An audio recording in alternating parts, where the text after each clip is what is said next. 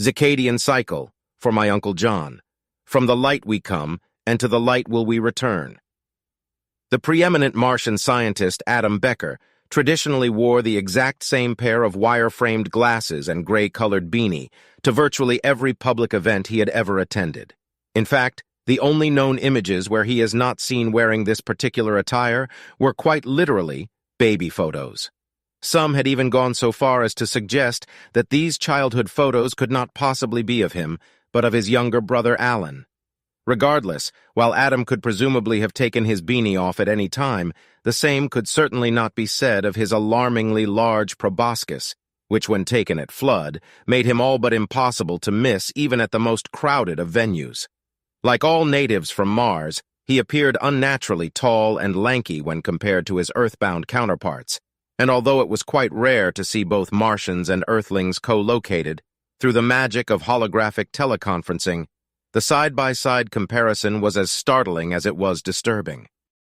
As legend had it, Adam Becker grew up in the Martian slums before pulling himself up by his own bootstraps in order to become one of the most celebrated and well-known scientists since the great Albert Einstein himself. It was pejoratively opined by certain earthbound critics that this feat could surely only have been possible in the much weaker gravitational field of Mars. The actual truth of the matter was, of course, somewhat less romantic. He came from a middle-upper-class family and had access to all of the more prestigious higher education institutions. His father was a senior product relationship manager for one of the big four asteroid mining conglomerates that completely dominated the intrasolar economy. With 3 of the 4 mining companies all based on Mars, their modest population of just under 1 billion souls did little to change the fact that Mars was on the fast track to becoming the next financial and military superpower. Much to Adam's dismay, over the last half-century, a building geopolitical tension between Earthling and Martian intrasolar mining operations had progressively escalated into ever more serious territorial disputes, some of which even threatened to boil over into armed conflict.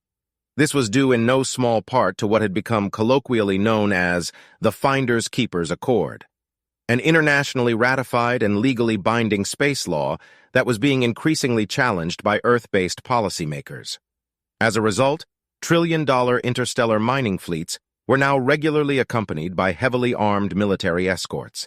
And while Earth's military fleet enjoyed superior numbers, it was Mars who held an ever-widening technological advantage, thanks in no small part to the genius of Adam Becker. An iconic photo of the famous physicist standing at a conference table while being mobbed by a gaggle of his adoring peers, akin to Jesus and his apostles, sat permanently laminated to a wall on the command deck of the Medusa III. Becker's principal claim to fame was being the inventor of a miracle material that could coexist within the theorized hidden dimensions of string theory, and in doing so, demonstrate a tensile strength that made carbon fiber look like a thin sheet of wet tissue paper in comparison. Becker, a lifelong pacifist, had always claimed that the invention itself had originally been conceived of as nothing more than an experimental proof of his theory, rather than as a product of practical and commercial application. However, just as with the splitting of the atom, it did not take long for humanity to harness its potential as a weapon of unimaginable destructive power. So as much as she might have wished it, Amanda Antoinette of the Mars Military Coalition could not simply blame Adam Becker while she watched the world come to an end via a near real-time satellite feed. Her sister ship, the OG Medusa, in an act of unprecedented disproportionate retaliation, had just completed the dimensionally augmented razor-wire demolition of the third rock from the sun.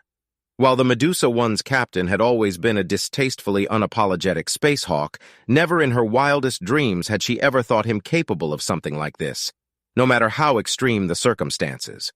The whole thing had literally played out like some kind of surreal 3-dimensional video game on her starship's primary projection port, and had she not personally borne witness to the series of escalating events leading up to this terrible moment, she would simply not have been willing to believe her own eyes. As the starship captain continued to watch on in mesmerized horror, she became vaguely aware the sound assaulting her ears was not that of an alarm, but of someone wailing uncontrollably. It might have been her first officer, Jesper Klein, but she simply could not take her eyes away from the frozen image of a newly slagged and misshapen Earth in order to confirm her suspicion. The weeping man abruptly fell to silence as a loud percussive sound caused Amanda to flinch reflexively. Her first officer now lay face down on the deck, blood pooling from the hardened rubber bullet that had penetrated his temple.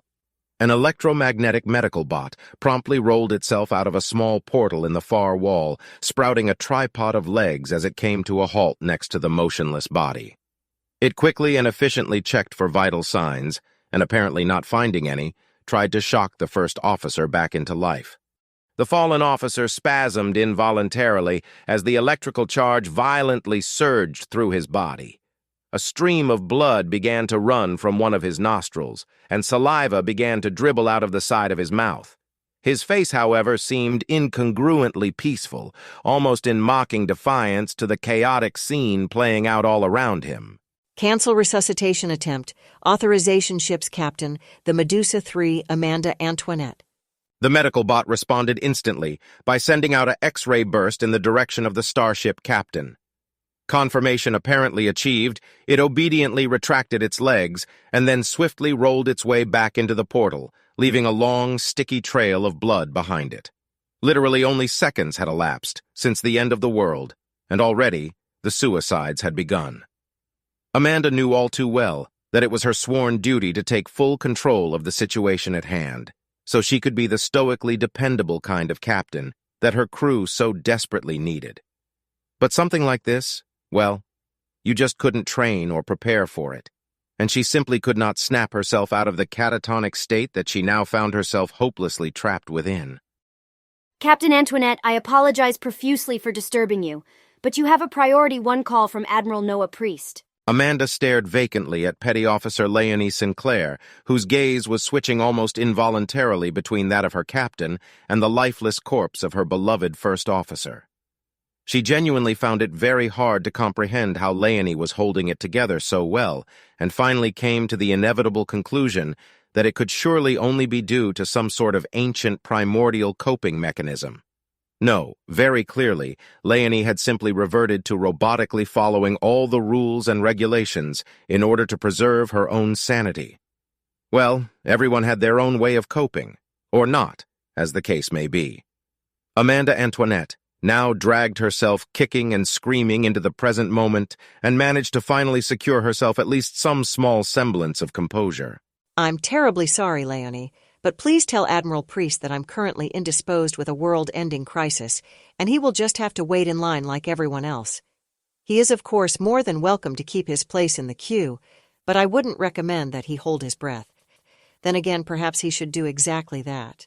With a glazed look flooding back into her eyes, Amanda mechanically returned her gaze to the frozen image of what was once a place called Earth.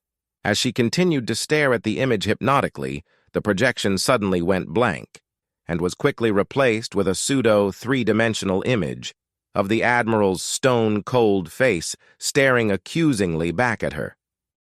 All right then, Captain, let me get straight to the point. Despite what you may think, I am more devastated by this tragedy than someone like you would probably ever be capable of comprehending. But we really do need to talk, you and I, and this simply cannot wait any longer. I wish we had the luxury to allow you more time to grieve, but the future of humanity itself quite literally hangs in the balance. Amanda stared hypnotically into the Admiral's icy blue eyes as if only just now seeing him. This is a peacekeeper ship, Admiral, in case that little fact had somehow managed to slip your mind. Ships like this have one singular purpose in life, which is to prevent humanity from blowing herself to smithereens. Apparently, though, we have just now officially become the very thing that we have always purported to fear the most. Or am I missing something here, Admiral Priest? Oh, stop being so melodramatic, will you? It's not at all becoming of a starship captain. You can't pin this catastrophe on me, no matter how badly you might want to do so. I didn't give that order, and you know damn well that I never would. Now, regardless of what you may think of my politics, you saw how it played out with your own 2 eyes. The simple fact of the matter is the OG Medusa went rogue after the Earth Defense Alliance took out the Medusa 2, both preemptively and without adequate justification, I might hasten to add. So Earth is every bit as much to blame for this catastrophe as Mars, and on balance, perhaps even more so. So Earth had it coming. Is that what you were trying to tell me, Noah? The Admiral's craggy face contorted with impatient frustration. Stop trying to put words into my mouth and actually listen to what I have to say for just once in your life, will you? Amanda snorted derisively, but the Admiral just ignored her and continued to speak. So to state the blazingly obvious, this was never meant to happen. No, I can assure you, Amanda, we had all the appropriate safeguards well in place to ensure that it wouldn't. But somehow, through an exceptionally improbable series of events, it happened anyway. All any of us can hope to do now is try our best to make this right. That includes you too, Amanda, who now just happens to be the sole captain of the single most powerful Martian starship still in active service. And I should very much like to emphasize the word service. The captain's expression turned to one of pure and unadulterated incredulity. Make this right? Is that supposed to be some kind of sick joke? Earth is dead, Admiral, DEAD dead, and Mars is about to follow it, in very short order, no matter what I might try to do next. Do I really have to spell it out for you? There's no making this right. I am the ultimate deterrent, turned into the ultimate holocaust. It is idiots just like you who gambled humanity's future on this zero-sum fallacy that has now left us with nothing but the proverbial ashes in our mouths. The Admiral's face took on a contemptuously mocking expression. Well, how tragically poetic of you, Captain Antoinette. I'll bet you have been saving that one up for years, praying for a moment just like this so you could throw it back into my face like some kind of petulant little child. Look, there is still a chance that we can salvage this mess and turn this situation around. Why, by the god of Mars, can't you see that? Amanda now mirrored the Admiral's expression of contempt with her own. 20 billion dead, just so I can make you look small? Well, that's one hell of an ego you've got there, priest. I'll give you that much at least. Oh, come on, Amanda. I didn't mean it like that, and you know it. Perhaps I should hang up and call back so we can start this conversation all over again, because very clearly this is nothing but an express ticket to absolutely nowhere. The starship captain looked at the image of the Admiral's face appraisingly. Yes, perhaps you really should hang up. That's actually the first good idea I've heard from you in quite some considerable amount of time. Maybe there is some small measure of hope still left after all. By the way, just in case you were wondering about the dead body, as it turns out, Jesper had family on Earth, something you no doubt should already have known, had you ever actually taken the time to read his workup. Noah Priest briefly flicked his eyes downwards at the dead body and coagulated pool of blood. Jesus, what a fucking mess. He muttered to himself under his breath before returning his attention back to the captain. Yes, well, I always knew it was a mistake to recruit officers with familial connections to Earth. It just makes things far too complicated, not to mention unnecessarily personal. And as it so happens, I actually had read his work up. However, I knew you had to learn the hard way, because rather unfortunately for Jesper, it's the only way someone like you tends to learn anything at all. Which is exactly why, Admiral Priest thought to himself venomously, I need to get you off the command deck of that warship ASAP and put someone else on there who has the balls to do the job, both figuratively and literally too, for that matter. The Admiral was suddenly almost completely overwhelmed as an infuriating wave of impotence washed over him. Of the 3 Medusa-class warships, exactly what hellspawn deity saw fit to keep the one libtard captain alive while taking out the 2 true Martian patriots. Fate really was a mean, low-down, and dirty son of a bitch. Amanda's eyes narrowed, almost as if she was able to hear what her Admiral was thinking. Either with or without this tragedy, you really are a grade A bastard, Admiral. But you already know that, don't you? My ex-wife would never dream of letting me forget. The Admiral retorted humorlessly. Well, I can tell you what Jesper was not, Noah. He was not a fluffed-up chicken hawk, playing war games with other people's lives while cowardly hiding in the asteroid belt.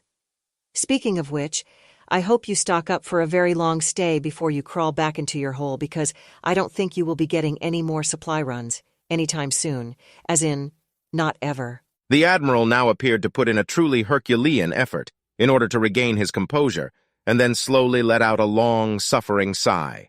All right, I probably deserved that. The truth is, you have every right to be angry, so go ahead and get it out of your system. But the fact still remains we have a job to do, and what happens next is much bigger than either you or I. The simple reality is, this scenario was modeled and a contingency was prepared. Come home, Amanda, and be a part of the solution because it's not going to work without you. If you give up now, then all really is lost. None of this was your fault, but believe me, you don't want to be the one who could have done something, but chose instead to do nothing. Please, Amanda, Mars doesn't have to fall. We need you now more than ever, so for the sake of your one true family, just come home.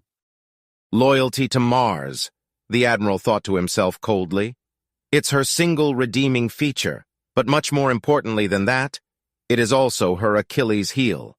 Once she's managed to calm down a little, she'll no doubt come home just like the obedient little show pony that he had come to know and love. The image of Noah Priest began to reach out a reconciliatory hand, but Amanda swept a palm dismissively across the in-air controls, and the pseudo-three-dimensional image quickly faded to black. With the Admiral now gone, she dropped down onto her knees heavily, took in a deep, slow breath, and then screamed until she could scream no more. After what might have been minutes or hours, Amanda felt someone gently touching her shoulder. The Admiral is signaling a request to dock, Captain. What do you want me to do, ma'am? Captain Antoinette took a deep, steadying breath before turning a firm gaze onto her fiercely loyal petty officer.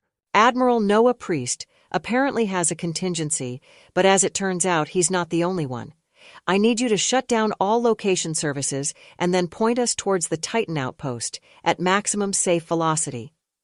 Do you think you can do that for me, First Officer Leonie Sinclair?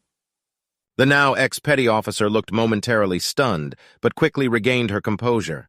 She took a mournful glance downwards at the body of Jesper Klein, before then patting her captain on the shoulder reassuringly. It would be my honor, ma'am. You will always be able to rely on me. The tension in Amanda's body and face appeared to dissipate visibly. Using the in-air controls, she brought up a holographic representation of the ship's command structure and shifted Leonie's position to that of First Officer. All right, Leonie. I never doubted you for a second. Now please let the rest of the crew know. Tell them to vacate the gravity drum and get gelled up for a high-G acceleration maneuver. Be sure to make it crystal clear that anyone who has not fully complied with this order within the next 20 minutes will be turned to human paste, because I will not be waiting for any laggards. She then paused for a brief moment before reluctantly adding, And get a team to put Jesper's body on ice. I will of course arrange for a fitting farewell, if by some miracle we are afforded the luxury to properly grieve ever again. The captain of the Medusa III took another very long look at the broiling, misshapen slag of molten rock that had returned to the primary projection port. Lean on me when you're not strong. Amanda Antoinette silently whispered to herself before reaching out for Leonie's hand in order to get herself back up onto her feet.